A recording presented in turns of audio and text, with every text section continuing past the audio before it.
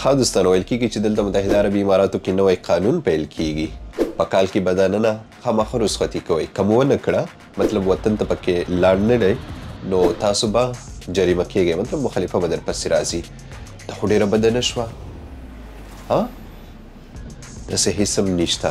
تاسو ولې بې وجه د خلکو ویډیوګانو باندې باور کوئ؟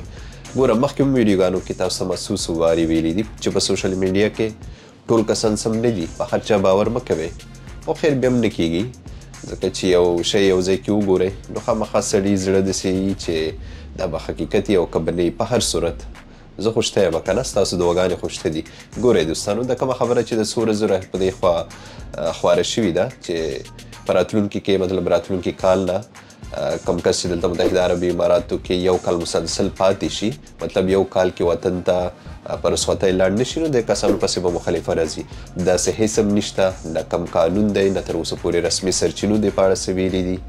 که چېرته و یا که چېرته دې په اړه کوم رسمي څه وویل شول نو بیا به زه درته وایم تاسو ولې دومره سوچونه فکرونه ورته کوئ. سمه ده، نو پیل خال دغه سوچونه فکرونه دماغ څخه وباسئ، ولې چې دغه مکمل دروغ دي. که آینده کې څه و یا دې په اړه رسمي څه راغلل نو زه درته ښکاره کړمه. سمه ده، مننه.